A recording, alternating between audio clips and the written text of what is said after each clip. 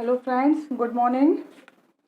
तो हमने last class जो थी हमारी उसमें हमने इंडक्टेंस के बारे में डिस्कस किया था कि इंडक्टेंस हमारा क्या होता है, इंडक्टेंस में करंट क्या होता है, वोल्टेज क्या होता है, पावर क्या होता है, एनर्जी क्या होता है।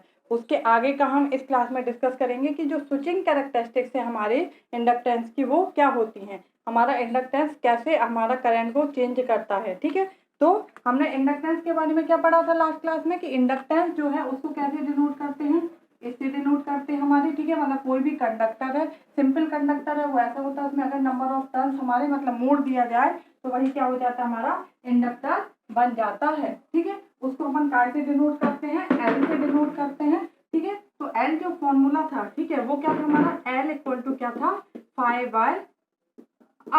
ठीक है, यही था ना, एल इक्वल टू क्या था, 5/I। हमने क्या बोला था, जब भी कोई कंडक्टर उससे करंट फ्लो होता है तो उसके चारों तरफ क्या होता है, एक मैग्नेटिक फील्ड जनरेट कर लेता है। जब भी कोई कंडक्टर से करंट फ्लो होगा तो उसके चारों तरफ क्या होगा, एक मैग्नेटिक फील्ड जनरेट हो जाएगी। उस मैग्नेटिक फील्ड के कारण क्या होता है, एक मैग्नेटिक फ्लक्स जनरेट हो जाता है। ठीक है, तो एल क्या होता है, इंडक्टर क्या होता है, कितना मैग्नेटिक फ्लक्स जनरेट हो रहा है करंट फ्लो कराने से।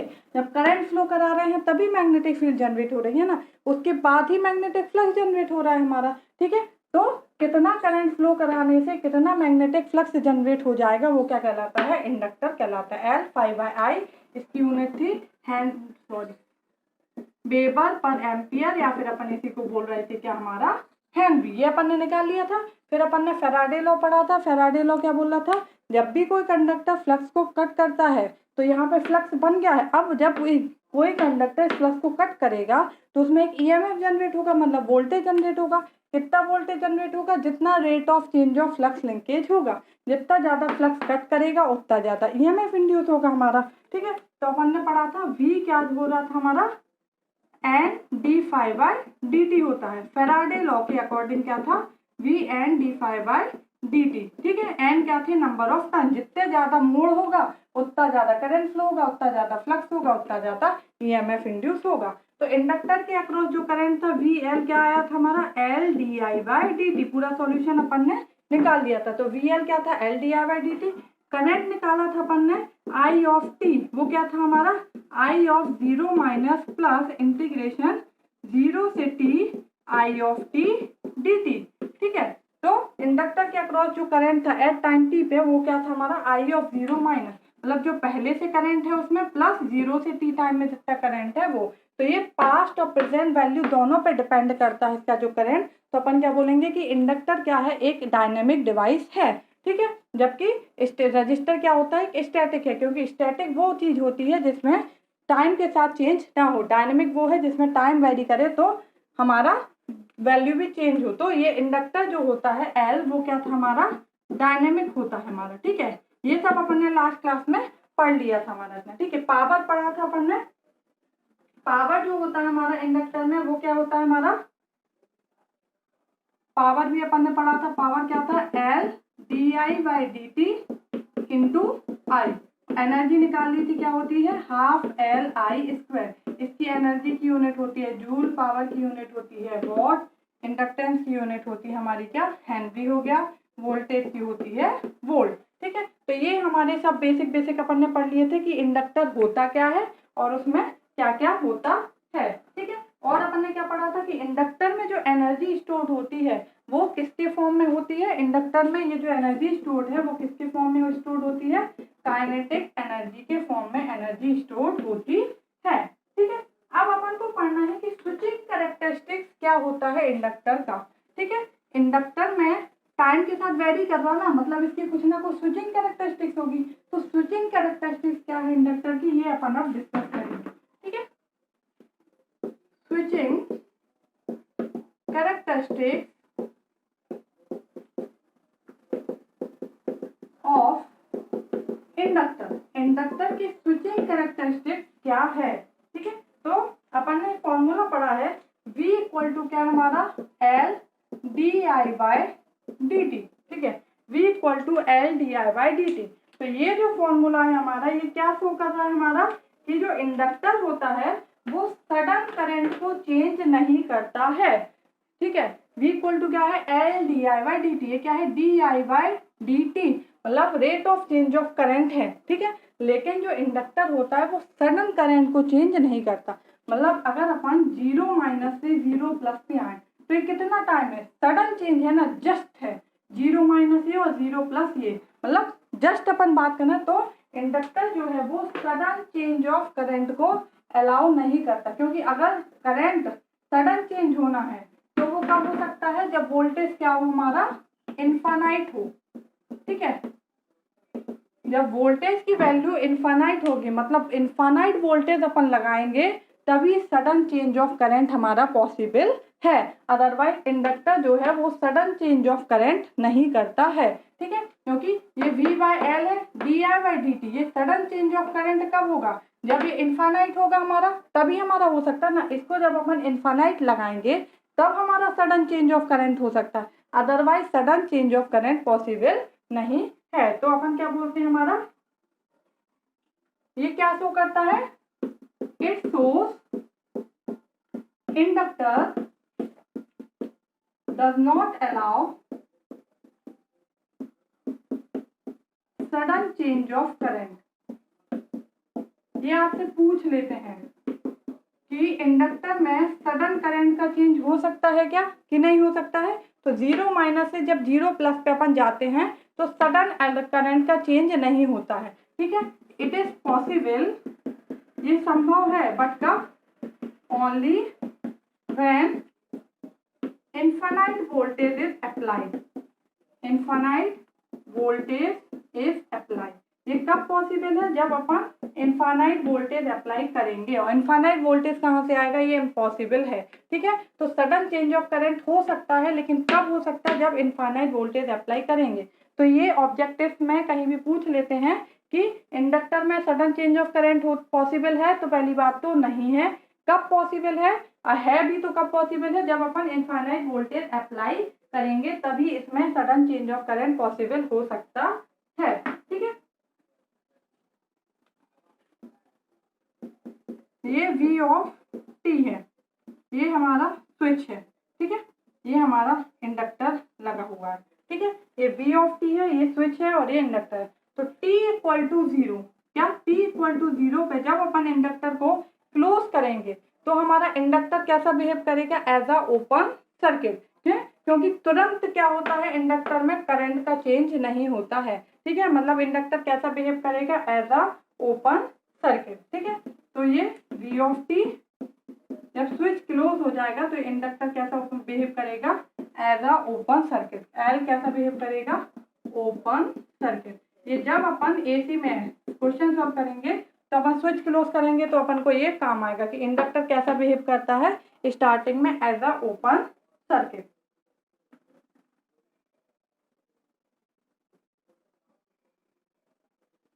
ठीक है। क्योंकि ये हो गया मान लो T इक्वल टू 0 माइनस पे, ये हो गया T इक्वल टू 0 प्लस पे। 0 माइनस पे सर्किट ऐसा है, ये हमारा ओपन है, जैसे ही T इक्वल टू 0 प्लस आया ये अपन ने क्लोज किया तो हमारा कैसा हो गया, ओपन सर्किट की तरह बिहेव करेगा। मतलब I ऑफ 0 माइनस क्या है, 0 है, इस टाइम पे ओपन है। करंट हमेशा क्या होता है, क्लोज सर्किट में फ्लो होता है, ये सर्किट ही ओपन है तो करंट क्या होगा, 0। यहाँ ये सर्किट यहाँ से क्लोज हुआ लेकिन ये क्या हो जाएगा, ओपन की तरह बिहेव करेगा, तो I ऑफ 0 प्लस 0, ठीक है। क्योंकि सडन करंट का चेंज नहीं होता तो जो 0 माइनस पे होगा वही 0 प्लस पे होगा। तो ये कैसे पॉसिबल है कि जो 0 माइनस पे वो 0 प्लस पे होगा, ऐसे पॉसिबल है कि इंडक्टर कैसे बिहेव करेगा, एज अ ओपन सर्किट। अगर इंडक्टर यहाँ पे क्लोज सर्किट की तरह बिहेव करने लगे तो कुछ ना कुछ करंट फ्लो होगा। तो इसीलिए इंडक्टर जो है इनिशियली कैसे बिहेव करता है, एज अ ओपन सर्किट, क्योंकि इंडक्टर में sudden change of current possible नहीं है। तो I ऑफ 0 माइनस पे करंट अगर 0 एम्पियर है तो I ऑफ 0 प्लस पे भी क्या होगा, 0 एम्पियर। और इस सर्किट में 0 एम्पियर कैसे हो सकता है, ये तो क्लोज हो गया, तो ये इंडक्टर ओपन सर्किट की तरह बिहेव करेगा तभी पॉसिबल है। इसलिए अपन बोलते हैं कि इंडक्टर जो होता है एक्ट एज ओपन सर्किट की तरह बिहेव करता है इनिशियली, ठीक है।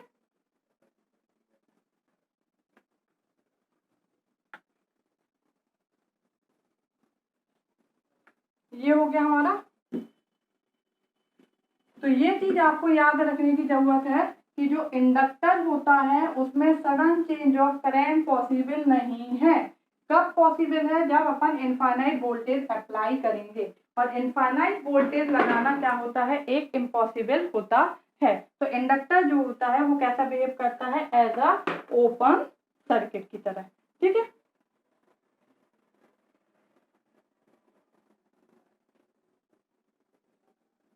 अब अपन बात करते हैं आई ऑफ जीरो माइनस, हमने पढ़ा था ना, आई ऑफ टी जो होता है वो किसके बराबर होता है, I of zero minus plus integration zero से T I of T D T. तो ये जो आई ऑफ जीरो माइनस है ये क्या है, आई ऑफ जीरो माइनस जो है ये क्या है, इनिशियल करंट है, ठीक है। तो इसके बारे में डिस्कस करेंगे कि आई ऑफ जीरो माइनस क्या होता है। तो आई ऑफ जीरो जो है वो क्या हमारा इनिशियल करंट है। इसको क्या होगा, इनिशियल करंट क्या आया कि जो इंडक्टर है हमारा वो पहले से क्या हो रहा होगा, किसी सर्किट में यूज हो रहा होगा, ठीक है। आई ऑफ जीरो क्या है, इनिशियल करंट है। मतलब क्या है, हमने बोला कि जब अपन ने सर्किट क्लोज किया उसके बाद से अपन फाइंड करेंगे, बट पहले से भी उसमें कुछ वैल्यू है, ठीक है। इंडक्टर जो है वो डायनेमिक नेचर का है, मतलब उसमें पास्ट में कुछ वैल्यू है और प्लस प्रेजेंट की वैल्यू पे डिपेंड करता है। तो हम तो प्रेजेंट पे ही बात करेंगे ना, तो आई ऑफ जीरो जो है वो पास्ट के करंट की वैल्यू है, और जीरो से T I of T D T ये प्रेजेंट की वैल्यू है। तो ये जो है आई ऑफ जीरो ये इनिशियल करंट, ये क्या होता है, जो हमारा इंडक्टर है वो पहले से किसी सर्किट में क्या हो रहा होगा, यूज हो रहा होगा। तो इंडक्टर की प्रॉपर्टी क्या है, वो एनर्जी को स्टोर करता है काइनेटिक एनर्जी के फॉर्म में। तो एनर्जी को उसने क्या कर लिया, हमारा स्टोर्ड कर लिया हमारा, ठीक है। इंडक्टर क्या करता है, एनर्जी को स्टोर कर लिया, उसके बाद अपन ने क्या किया है, उस इंडक्टर को वहां से डिस्कनेक्ट कर दिया, ठीक है। पहले से किसी सर्किट में, मान लीजिए ये हमारा सर्किट है, ठीक है, इसमें इंडक्टर लगा हुआ है, तो इसमें करंट फ्लो होगा, तो इसमें इसने हाफ एल आई स्क्वायर के बराबर एनर्जी को स्टोर कर लिया काइनेटिक फॉर्म में। अब अपन ने इस इंडक्टर को यहाँ से हटा दिया, ठीक है, इस इंडक्टर को इस सर्किट से डिस्क्लोज कर दिया, मतलब हटा दिया, और फिर इसको उठा के अपन ने सेम इंडक्टर को इसी को उठा के इस दूसरे सर्किट में लगा दिया। तो इसमें क्या हो गया है, कुछ ना कुछ एनर्जी क्या है हमारी स्टोर्ड है, कितनी, हाफ एल आई स्क्वायर, ठीक है। अब जो इंडक्टर है इसका नेचर कैसा है, नॉन डिसिपेटिव नेचर का होता है, ठीक है। इंडक्टर का जो नेचर होता है वो नॉन डिसिपेटिव नेचर का होता है, तो इसके अंदर कुछ ना कुछ एनर्जी स्टोर रह जाएगी। अब अपन ने इस सर्किट में लगाया है, तो जब इस इंडक्टर को ये क्लोज सर्किट मिलेगा तो ये क्या करेगा, अपनी एनर्जी को निकालने की कोशिश करेगा, क्योंकि अगर इसी में एनर्जी स्टोर रह जाएगी तो इंडक्टर क्या हो जाएगा, जल जाएगा। तो वो हमेशा क्या करता है, कोई ना कोई पाथ ढूंढता है एनर्जी को अपनी डिसिपेट करने की, ठीक है।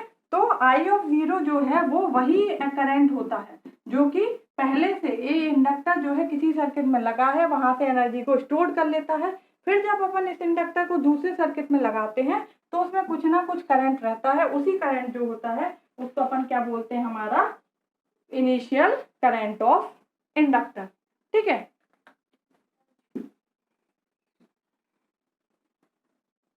आप सोचेंगे कि इनिशियल करंट कहाँ से आया, तो इनिशियल करंट यहीं से आया कि जब भी कोई इंडक्टर जो होता है उसको अपन किसी दूसरे सर्किट में यूज करते हैं, ठीक है। तो अपन क्या लिख सकते हैं, inductor used in some circuit earlier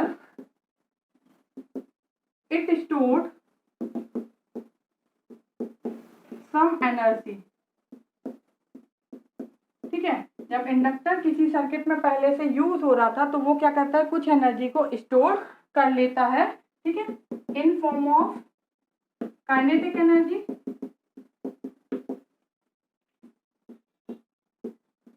ठीक है। नेचर ऑफ इंडक्टर क्या है,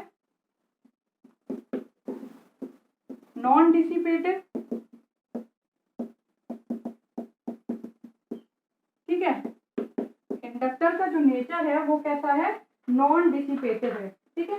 जब इस इंडक्टर को अपन यूज करेंगे किसी और सर्किट में, ठीक है, इंडक्टर जो यूज हो रहा है किसी सर्किट में अर्लियर, वो कुछ एनर्जी स्टोर कर लेगा एंड देन डिस्कनेक्ट, और फिर उसको अपन क्या कर देते हैं, डिस्कनेक्ट कर देते हैं फ्रॉम इट। उसमें से अब जब अपन डिस्कनेक्ट कर देते हैं, और जो इंडक्टर है उसका नेचर कैसा है, नॉन डिसिपेटिव नेचर का है, ठीक है। तो जब अपन इसको किसी दूसरे सर्किट में फिर यूज करते हैं, ठीक है, इसी इंडक्टर को, सेम इंडक्टर को when used in different circuit it release it's energy. ठीक है, वो अपनी एनर्जी को क्या करेगा, रिलीज करेगा। उसी के कारण क्या होता है, जो करंट होता है IL0 ये हमारा बनता है। ठीक है, तो ये हो गया हमारा इंडक्टर के बारे में कि इंडक्टर एक्चुअली में क्या है। इंडक्टर क्या होता है हमारा, number of turns of conductor से मिलके ही इंडक्टर बना होता है। L जो होता है वो 5/I होता है।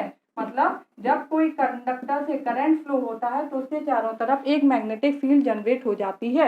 उस मैग्नेटिक फील्ड के कारण एक मैग्नेटिक फ्लक्स जनरेट होता है। तो कितना करंट फ्लो कराएंगे कि कितना मैग्नेटिक फ्लक्स जनरेट करेगा, वो क्या कहलाता है, इंडक्टर कहलाता है। V = L di/dt होता है हमारा। ठीक है, तो जो फॉर्मूला है V = L di/dt, ये क्या शो करता है हमारा कि जो इंडक्टर है, ठीक है, इसमें sudden change of current possible नहीं है। ठीक है, कैसे पॉसिबल, V = क्या है, L di/dt है हमारा। ठीक है, तो अगर ये हमारी integration sudden change of current होगा हमारा, ठीक है, तो di/dt इसका डिफरेंशिएशन देखेंगे आप 0 तो इनफाइनाइट।